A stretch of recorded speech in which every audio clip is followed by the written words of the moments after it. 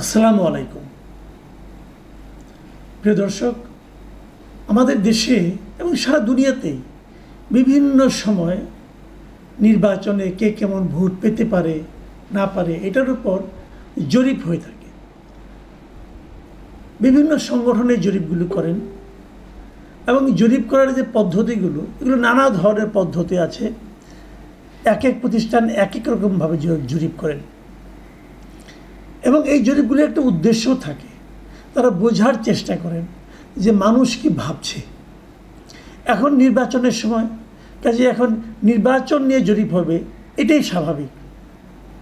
এই ধরনের একটা জরিপ গত সোমবার মানে গতকালকে প্রকাশিত হয়েছে। এই জরিপটা করেছে south Asian network of economic modelling, যাকে সংক্ষেপে সানেম নামে সবাই চেনে, তারা এবং অ্যাকশন এইড বাংলাদেশ, এই দুটো প্রতিষ্ঠান যৌথভাবে এই জরিপটা করেছে। এই জরিপটা তারা কখন করেছে? মে মাসের 20 তারিখ থেকে 31 তারিখ পর্যন্ত, মানে মাঝখানে কিন্তু অনেক দিন পার হয়ে গেছে। প্রায় 1.5 মাস আগেই তারা জরিপটা করেছে। এই 1.5 মাস আগে করা এই জরিপটা তারা গতকালকে প্রকাশ করেছে। এত লম্বা সময় তারা কেন নিল আমি বুঝতে পারলাম না। যা হোক, করতেই পারে। এবং এটা তারা খুব ইন্টারেস্টিং টার্গেট গ্রুপ হাতে নিয়েছে, যে কাদের মধ্যে তারা জরিপটা করবে। তারা জরিপটা করেছে তরুণদের মধ্যে। তরুণদের মানে যাদের বয়স 15 থেকে 35, এই যে এইজ গ্রুপ, এদের মধ্যে জরিপটা করেছে। এটাও আমার কাছে খুব রহস্যজনক মনে হয়েছে এই কারণে যে 15 বছরের লোক তো ভোটারই না আমাদের দেশে। আমাদের দেশে এখনও পর্যন্ত ভোটারের হওয়ার সময়সীমা ওই বয়স হলো 18 বছর। তাহলে 15, 16, 17 এই 3 বছরের লোকজনকে কেন নেওয়া হয়েছে আমি জানি না। যাক, তারা নিয়েছে, তাদের নিশ্চয়ই কোনো একটা উদ্দেশ্য আছে। এবং তাদেরকে জিজ্ঞাসা করা হয়েছে, অনেকগুলি প্রশ্ন হয়েছিল। আমি খালি ভোটের প্রসঙ্গটা আনতে চাচ্ছি এখন, যে কাদেরকে তারা ভোট দিবে এবং তারা কি মনে করে যে কারা কি পরিমাণ ভোট পেতে পারে, এইগুলো তাদের কাছে প্রশ্ন। এবং সেখানে তারা দেখা গেছে রেজাল্টটা যে 38.76% ভোট পেতে পারে বিএনপির লোকেরা, বিএনপি পাবে। এবং যে তারপরে আছে জামাতে ইসলামী, তারা পাবে 21.45%। এবং তারপর আছে জাতীয় নাগরিক পার্টি বা এনসিপি, তারা পাবে 15.84%।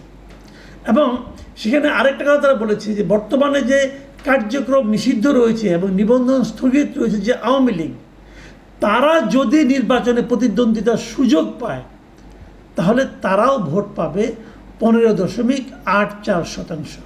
মানে এনসিপি এবং আওয়ামী লীগের ভোট এখানে একদম সমান করে দেখানো হয়েছে। এবং তারা আরও বলেছে যে অন্যান্য যে ইসলামিক দলগুলো আছে এরা সবাই মিলে 4.59% ভোট পেতে পারে। এখন প্রশ্ন হলো, এদের আসলে জরিপটা চালিয়েছে কত লোকের মধ্যে? এদের আমি ওই জিনিসটা একটু বলি আপনাদেরকে। এরা যেটা করেছে, এরা 2000 লোকের ওপর এই জরিপটা চালিয়েছে, 2000। এবং সেই জরিপটা সারা দেশে যাতে নাকি রিপ্রেজেন্টেশন থাকে এই জন্য 8টি বিভাগের প্রত্যেক বিভাগ থেকে 2টো করে জেলা নিয়েছে এবং প্রত্যেকটা জেলা থেকে 2টো করে উপজেলা নিয়েছে। তার মানে যে দাঁড়ালো 8টা বিভাগের 16টি জেলা এবং 16টি জেলার প্রত্যেকটা থেকে 2টো করে উপজেলা নিলে 32টা উপজেলা। তার মানে 32টা উপজেলার 2000 লোকের মতামত তারা নিয়েছে। এবং এই 2000 লোকের বয়স 15 থেকে 35, এর চেয়ে বেশি না। কিন্তু বেশি বয়স্ক লোকরা কী ভাবে সেই ভাবনাটা তারা তাদের বিবেচনায় নেয়নি। তো এই জরিপটা থেকে কী মনে হচ্ছে যে বিএনপি জিতছে? বিএনপি অনেক ডিফারেন্স, 38.76, মানে প্রায় 39% ভোট তারা পাবে। আর জামাত ইসলামের সঙ্গে তাদের গ্যাপ অনেক বেশি, 21.45, মানে 21%। আর ওদিকে জাতীয় নাগরিক পার্টি প্রায় 16%। তো জাতীয় নাগরিক পার্টিটা দেখে কিন্তু খুশি হতে পারে যে তাদের ভোট তো অনেক হয়েছে। অনেকে তো বলাবলি করে এরা কোনো ভোটই পাবে না, তাহলে তারা অনেক ভোট পাচ্ছে, এটা মনে হতে পারে। তো এটা দেখে গতকালকে এটা আমি দেখেছি, দেখে আমি আমার এই চ্যানেলে, আমার এই ইউটিউব চ্যানেলে আমিও একটা জরিপ আয়োজন করেছি। হাতে আমার সময় কম ছিল, মাত্র আপনার একদিনও হয়নি, 14 ঘন্টা আমি কাল রাতে আমি জরিপটা দিয়েছি এবং 14 ঘন্টার হিসাবটা আপনাদেরকে আমি দেখাতে চাই। সেখানে আমার প্রশ্ন ছিল যে ধরা যাক আগামী নির্বাচনে আওয়ামী লীগ অংশ নিতে পারবে না, এমন অবস্থায় আপনি কাকে ভোট দেবেন? মানে আমি আওয়ামী লীগকে রাখিনি, ওনাদের জরিপে কিন্তু আওয়ামী লীগ যদি থাকতো তাহলে কত পেত এটা আছে। আর আমি বলেছি যে আমি ধরে নিচ্ছি আওয়ামী লীগ থাকবে না, কারণ আওয়ামী লীগের আপনার কার্যক্রম নিষিদ্ধ এখন। তো আমি ধরে নিচ্ছি নির্বাচনে আওয়ামী লীগ থাকলো না, সরকারের সিদ্ধান্তের কারণেই থাকলো না, অথবা অন্য কোনো কারণ থাকলে সেটাও হতে পারে। যদি আওয়ামী লীগ না থাকে সেক্ষেত্রে আপনি ভোটার হিসেবে আপনি কি করবেন অথবা কাকে ভোট দিবেন, এই হলো আমার প্রশ্ন। আমি অপশন রেখেছি 4টা, আসলে আরও বেশি রাখলে ভালো হতো, কিন্তু ইউটিউবে এখন 4টা অপশনই রাখা যায়, এর চেয়ে বেশি রাখা যায় না। 4টা অপশনে আমি প্রশ্ন করেছি বিএনপিকে, জামাতকে ভোট দিবেন নাকি এনসিপিকে ভোট দিবেন নাকি ভোটই দিতে যাব না, এরকম একটা অপশন রেখেছি। কারণ আমি ধরেছি যে যারা আওয়ামী লীগকে ভোট দিত তারা যেহেতু আওয়ামী লীগকে পাবে না, তারা ভোটই দিতে যাবে না, এটা হতে পারে। অথবা আরেকটা শ্রেণী থাকবে যারা টোটাল যে প্রক্রিয়ায় ভোটটা হচ্ছে আমাদের এখানে, সেই ভোটে হয়তো তাদের আস্থা থাকবে না, এই জন্য তারা ভোট দিতে যাবে না, এটাও হতে পারে। এই জন্য আমি এই 4টা অপশন রেখেছি। অনেকে বলবেন হয়তো যে ইসলামী আন্দোলনকে কেন রাখলাম না, তবে অন্য কোনো বাম দলকে কেন রাখলাম না, রাখিনি। আমার কাছে মনে হয়েছে এই কটাই আলোচিত। আমরা রেজাল্টটা কী পেলাম? এই 14 ঘন্টায় আমার এখানে ভোট পড়েছে 22,000, মানে ওনাদের চেয়ে 11 গুণ বেশি। আর আমার এখানে কিন্তু কোনো এইজ গ্রুপ ছিল না, যে 15 থেকে 35 তা না, যে কোনো বয়সের লোকে ভোট দিতে পারবে। এবং এটা হলে এমনও হতে পারে 15 থেকে 12-13 বছরের কেউ ভোট দিতে পারে, আমি জানি না কী করেছে কিনা, আবার বেশি বয়সের লোকে ভোট হতে পারে। আমি কি রেজাল্টটা পেয়েছি এটা আপনাদের একটু দেখাতে চাই। বিএনপিকে ভোট দেবে বলেছে 14% লোক বিএনপিকে, জামায়াতকে দিবে 11% লোক, এনসিপিকে দিবে 4% লোক। ওখানে কিন্তু জামাত আর এনসিপি প্রায় কাছাকাছি ছিল, এখানে জামায়াতের 3 ভাগের 1 ভাগ ভোট পাচ্ছে এনসিপি।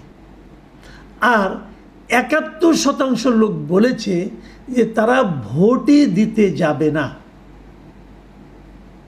এখন এখান থেকে আপনি কি সিদ্ধান্ত উপনীত হতে পারলেন? তার মানে কি এই 71% আওয়ামী লীগের? না, আমার তা মনে হয় না। অনেকেই ভোট দিতে যাবে না, কারণ ভোট যেভাবে হচ্ছে হয়তো এই ভোটিং সিস্টেমের উপর তাদের আস্থাটা নাই। আবার অনেকে হয়তো আওয়ামী লীগের প্রার্থী পাবে না বলে ভোট দিতে যাবে না, অথবা তারা মনে করবে যে আমার জন্য পর্যাপ্ত সংখ্যক বিকল্প প্রার্থী নাই সেখানে, অতএব আমি যাব না, এটাও হতে পারে। কিন্তু এটা কিন্তু একটা অ্যালার্মিং। আমি মনে করি সরকার যারা ভোটের আয়োজন করছেন তাদের জন্য এটা একটা অ্যালার্মিং রেজাল্ট। অনেকে বলবেন হয়তো বা যে আমার এই চ্যানেলে সব আওয়ামী লীগের লোক এসে ভিড় করেছে, হতে পারে, আমি অস্বীকার করি না। আমি তো বিএনপির লোকজনকে, জামায়াতের লোকজনকে, এনসিপির লোকজনকে আমার এই চ্যানেলে এসে ভোট দিতে না বলি নাই, কোনো বাধাও দেই নাই, যে কেউ দিতে পারে, আপনিও দিতে পারেন। আপনি যদি মনে করেন যে এনসিপিকে আপনি দিবেন, দেন ভোট। তো এটা তো উন্মুক্তই ছিল। ওখানে যেমন তারা বেছে বেছে লোকদের কাছে গেছে, ফিজিক্যালি একজন লোকের কাছে গেছে, সে হয়তো কথা বলতে দ্বিধাবোধ করছে, সে হয়তো ভেবেছে আমি বলবো কোনো ঝামেলায় পড়ি কিনা। এখানে কিন্তু আমার এখানে কিন্তু কোনো ঝামেলা নাই, একদম সবাই গোপন ব্যালটের মতো করে ভোট দিতে পেরেছে, জাস্ট ক্লিক করলেই হলো। তো আমি মনে করি আমার এই জরিপটা আমি মনে করি এটা একটা নির্ভেজাল জরিপ। এখন এখানে যদি বিএনপির লোকজন কম আসে সেটা তো আমার কোনো দোষ নাই, তাদের তো আমি আসতে বাধা দিইনি। কিন্তু যে ভোটটা এসেছে এই ভোটটাকে একদম ইগনোর না করার জন্য আমি সরকারকে অনুরোধ করব, সরকারকে বলবো আপনারা ভাবুন কেন আপনাদের আয়োজন করা ভোটে মানুষ আসতে চায় না। এই কথাটা খেলে ভাবুন আপনাদের সমস্যাটা তাহলে কোথায়, আপনাদের প্রতি সাধারণ মানুষের আস্থাহীনতার কারণটা কোথায়। আমার মনে হয় আপনারা একটা বড় নির্বাচন করতে চাচ্ছেন, আপনারা আপনাদের প্রধান উপদেষ্টা বলেছেন যে এটা ইতিহাসে সর্বশ্রেষ্ঠ নির্বাচনের উপহার দিবেন। যে ভোটে 71% লোক ভোটই দিতে যেতে চায় না, সেটা ইতিহাসের শ্রেষ্ঠ নির্বাচন কি করে হবে? আমি তো বুঝি না। কাজে আমি মনে করি এই সমস্ত দিকগুলো বিবেচনায় নিয়ে সরকার অগ্রসর হবে আগামী ভোটের দিকে। প্রিয় দর্শক, এখন এ পর্যন্তই। আল্লাহ হাফিজ।